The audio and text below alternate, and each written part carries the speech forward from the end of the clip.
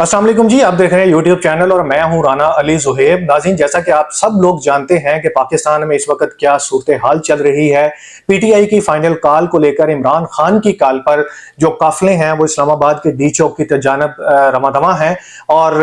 KPK की अगर बात की जाए तो अली अमीन गंडापुर और बुशरा बीबी की क़यादत में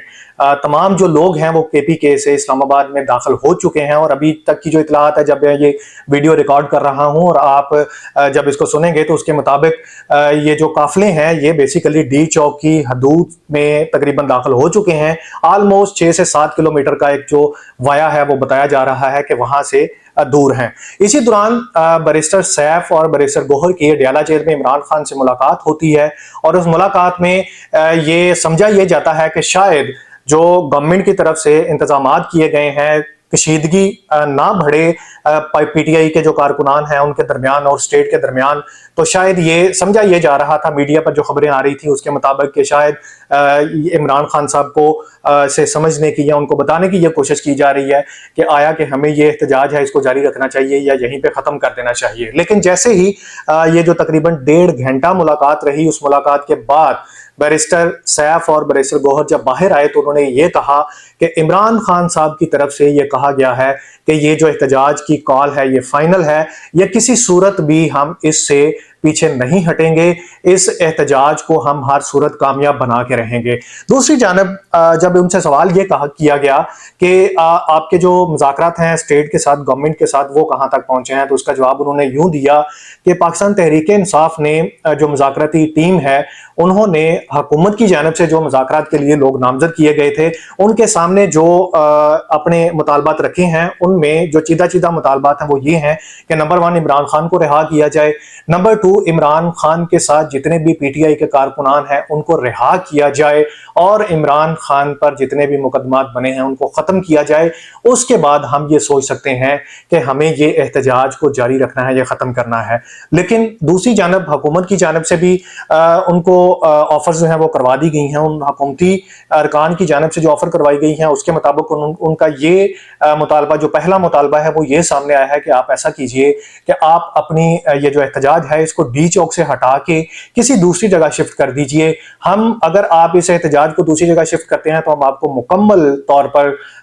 फैसिलिटेट करने को भी तैयार हैं और आपको इजाजत देने के लिए भी तैयार हैं। और हम पुलिस को भी ये यहाँ तक ये कह देंगे कि आप इनके कारकुनान पर तशद्दुद ना कीजिए या उनको पकड़ दकड़ जो है वो ना कीजिए। लेकिन इस पर अभी पीटीआई की जो सीनियर क़यादत है वो बाहम मशवरा हो रहे हैं, वो ये सोच रहे हैं कि आया कि ये जो एहतजाज है हमें इसको डी चौक तक ही महदूद करना है या यहाँ से उठा के हमें इसको किसी और जगह पर मुंतकिल करना है। दूसरी जानब हमें हमारे सामने आज सारा दिन जो सबसे अहम चीज़ है वो ये आई है कि इस एहतजाज के दौरान मीडिया पर भी देखा जाए और आगे भी देखा जाए तो सब जगह पर नाम जो है वो सिर्फ और सिर्फ केपीके का सामने आता है कि लोग केपीके से आ रहे हैं, काफिले केपीके से आ रहे हैं। बाकायदा रूट शेयर किया जा रहा है कि यहाँ तक पहुंच चुके हैं, यहाँ तक पहुंच चुके हैं, पल पल जो अपडेट है वो केपीके की हमारे सामने आ रही है। लेकिन हमारे लिए और आप सब के लिए भी ये जानना बहुत जरूरी है कि क्या ये एहतजाज की कॉल जो है वो सिर्फ केपीके को दी गई थी। पंजाब की क़यादत हमें इस पूरे एहतजाज में और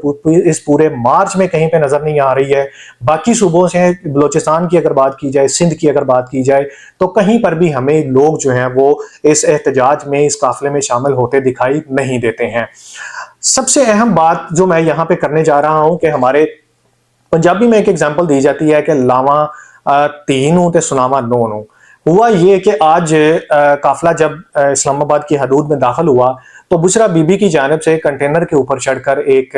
बड़ा मुख्तसर सा खिताब किया गया और उस खिताब में उन्होंने ये कहा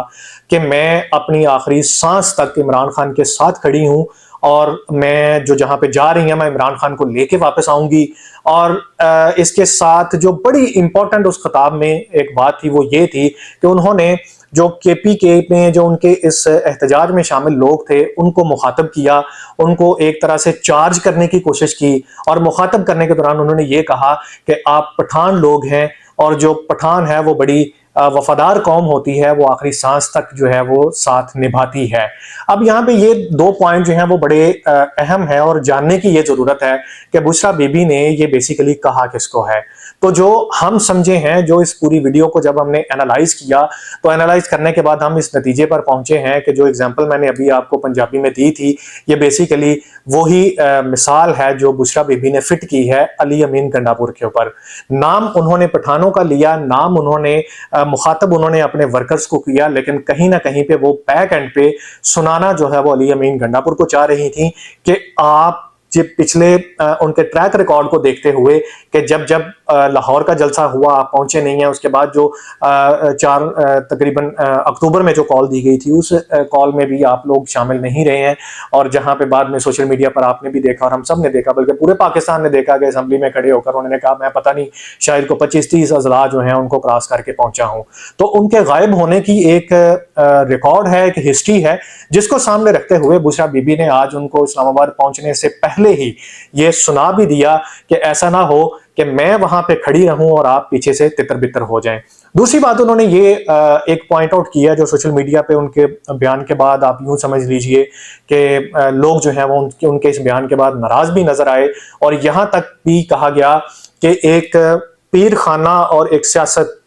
ये दोनों चीजों को चलाने में बड़ा फर्क होता है, और आपके बयान जो हैं वो एक पीर खाने की हद तक तो बेहतर हैं, लेकिन सियासी तौर पर उनका नुकसान होगा। लेकिन एक चीज मेरे लिए आज बड़ी शॉकिंग थी, वो ये थी कि इमरान खान साहब और उनकी जो सीनियर क़यादत है, माजी में जब बुशरा बीबी के ऊपर केसेस बनाए गए तो उन केसेस को सामने रखते हुए उनका ये कहना था कि बुशरा बीबी एक घरेलू खातून है, उनका सियासत से कोई ताल्लुक नहीं है, उन पर झूठे मुकदमात जो हैं वो बनाए जा रहे हैं, उन पर झूठी FIR जो हैं वो डाली जा रही हैं, और उनको मेरे यहाँ तक भी एक बयान हमने और बल्कि पूरे पाकिस्तान ने ये जानने की कोशिश की, बल्कि उनके सामने था कि मेरे मुकदमात बुशरा बीबी को सिर्फ इस बात की सजा दी जा रही है कि वो मेरी अहलिया है, वो मेरी बीवी है। लेकिन आज हमने ये देखा कि KPK से जो काफिले चले, इस्लामाबाद पर चढ़ाई करने के लिए जो काफिले चले, रियासत पर चढ़ाई करने के लिए जो काफिले चले, पुलिस पर टॉर्चर करने के लिए जो काफिला चला, उन सबको लीड अगर कर रही हैं तो वो बुशरा बीबी और अली अमीन गंडापुर कर रहे हैं। अली अमीन गंडापुर की समझ आती है कि वो एक सूबे के वज़ीर आला हैं, वो सियासी आदमी हैं, और उन्होंने अपनी सियासत और इमरान खान की नजर में अपनी साख को कायम रखने के लिए तो उन्होंने ये स्टेप जो है वो लिया, और उनकी मजबूरी समझा जाए कि अगर वो इस दफा इस फाइनल कॉल के अंदर भी अपनी पुरानी रवायात को सामने रखते हैं तो शायद उनसे वज़ीर आला शिप जो है वो छीन ली जाए। लेकिन बुशरा बीबी का इस तरह से सियासत में आना, उनकी इमरान खान की बहनों के साथ इख्तलाफात के बावजूद, आपने ये देखा कि जब 24 नवंबर की कॉल हुई तो उसमें बुशरा बीबी और अलीमा खान इन दोनों के दरमियान में लफ्जी तकरार भी हुई, मीडिया पर बयानात भी दिए गए, तो कहीं ना कहीं पर समझा यह जा रहा था कि अलीमा खान के बयानात की वजह से इमरान खान को नुकसान हो रहा है, और दूसरी जानब यह ख्याल किया जा रहा था कि बुशरा बीबी की जानब से जो बयानात दिए जा रहे हैं उसकी वजह से इमरान खान को नुकसान हुआ रहा है। लेकिन इसके साथ ही जब ये तमाम आज की कार्रवाई, ये काफिलों की रहनुमाई करना, उनकी क़यादत करना और उनको लेकर इस्लामाबाद डी चौक की तरफ आना, ये कतन ये घरेलू खातून जो है या उनका ये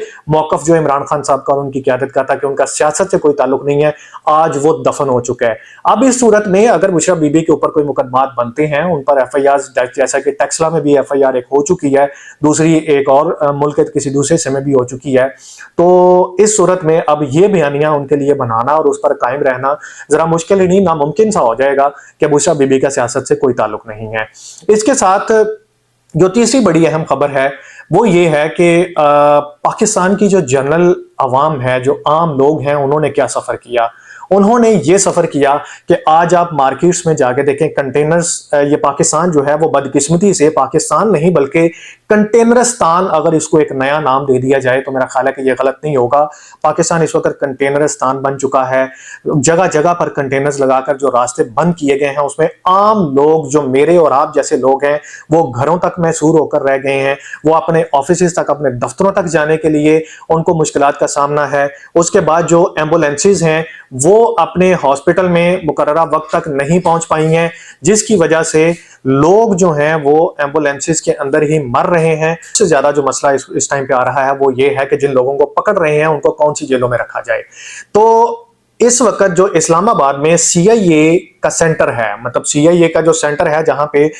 CIA पुलिस जो है वो वहां पे बैठी है, उनकी जो जगह है उसको सब जेल करार दे दिया गया है। यानी कि पीटीआई के जो लोग अब जिनको पकड़ा जाएगा उनको वहां पे सीआईए के वो जो सेंटर है वहां पे रख के उसको सब जेल करा दिया गया, उनको वहां पे छोड़ दिया जाएगा, वहां पे रख के उनको कैद कर दिया जाएगा और उन पे जो आगे मुकदमात बनेंगे उन मुकदमात की पैरवी के लिए फिर मुतलका अजला के जो जेलें हैं वहां पर उनको मुंतकिल किया जाएगा। कि पीटीआई ने इस दफा अपना एहतजाज का जो लाया अमल है वो बड़ा बेहतरीन रखा है। वो लाया अमल ये है कि आज जो काफिला केपीके से इस्लामाबाद की तरफ रवाना हुआ था उस काफिले में 4 कारकुनान को पुलिस ने गिरफ्तार किया। उनको गिरफ्तार करके जब वो अपनी कैदियों वाली वैन में ले गए तो उस दौरान पीटीआई के कारकुनान ने क्या किया कि उन्होंने 4 से 5 पुलिस वालों को वहां से हथिया लिया, उनको पकड़ के उन्होंने अपनी उसमें तहवील में लिया और फिर बाद में डीआईजी के साथ जो मौका पर मौजूद थे वहां पे उनके साथ मुज़ाकरात किए गए और पुलिस एहलकारों के बदले में जो कारकुनान उन्होंने पीटीआई के पकड़े थे उनको छुड़वा लिया गया। तो ये स्ट्रेटजी उन्होंने आज सुबह से जारी रखी है और हमें ये लगता है कि इसी स्ट्रेटजी पर अमल पैरा होकर वो आगे जो पीटीआई के कारकुन ड्यूरिंग द प्रोटेस्ट वो गिरफ्तार होंगे उनको वापस जो है वो छुड़वा लिया जाएगा। अभी तक की तो यही खबरें हैं जो मैंने आपके साथ अपडेट है वो उसको शेयर कर दिया है। जैसे जैसे आगे हमारे साथ अपडेट आएगी उसको हम मजीद भी आपके सामने पेश करेंगे। तब तक के लिए इजाजत दीजिए। अल्लाह हाफिज।